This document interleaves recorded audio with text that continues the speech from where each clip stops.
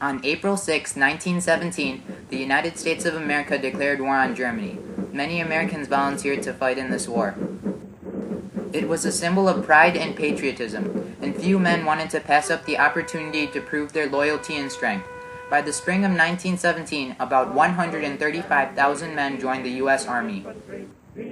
Although a large number of men volunteered to fight in World War I, there were not enough. The Chief of Staff, Hugh Scott, insisted that a draft was needed. President Woodrow Wilson agreed and proposed a bill to Congress. At this time, some Americans did not support President Woodrow Wilson's bill concerning drafting. In hopes of pleasing as many people as possible, many different versions of the bill were proposed. One bill proposed a trial volunteer army for a few months. Another bill, known as the Dent Bill, proposed to raise the volunteer army while slowly implementing a draft. On April 28, the Dent Bill was put to a vote, but it was rejected by the House.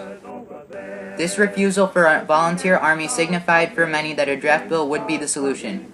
On May 18, 1917, the draft bill called the Selective Service Act was signed into law.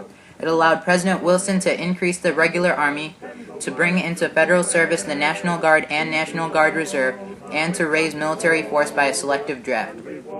Once the bill was signed into law, drafting began immediately. There were 4,648 draft boards throughout the United States, as well as in Hawaii, Alaska, and Puerto Rico. There were at least one draft board in each county of every state. On June 5, 1917, 9.5 million men were registered. This number increased to 13 million in 1918 due to the other draft registrations. And by the end of World War I, 24 million men were enlisted and 2.8 million were inducted into service. Overall, Americans were accepting of the draft. One of the biggest supporters was the National Security League, which consisted of 100,000 members and 250 branches nationwide. Nevertheless, not all Americans were proponents of the Selective Service Act. Many political groups, such as the No Conscription League, the People's Council for Peace and Democracy, and the Socialist Party of America, all resisted the draft. Furthermore, many religious groups opposed the draft as well. These men who refused to join the conscription due to their religious affiliation or political ideals were thought of as conscientious objectors. About 65,000 men claimed objector status. Some were opposed to killing, others to the ideas of the draft, which they believed was contrary to the principles of liberty and freedom. On November 11, 1918, armistice was declared and the commencement of demobilization began. At the end of World War I, President Woodrow Wilson was preoccupied with the upcoming peace conference. He provided no programs for demobilization, leaving the War Department to organize a plan to begin demobilization. Organizing demobilization ended up being very expensive for the U.S. government. On November 11th, it was costing the government $50 million, and for every day that demobilization was delayed, the cost was increased. All the same, demobilization was slowly put into action. Yet the government faced other problems, such as overcrowding debarkation camps in France, the ongoing Spanish influenza epidemic, and horrendous winter weather. All of these factors made it difficult for the army to implement demobilization without any soldier dying.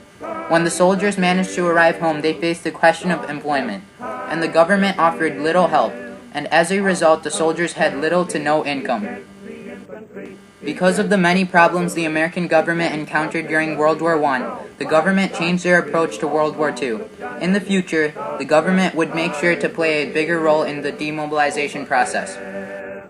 A point system based on length of service, days in combat, time overseas, and number of children was applied to ensure proper and fair demobilization. In addition, Americans made certain that work was available for former soldiers after World War II.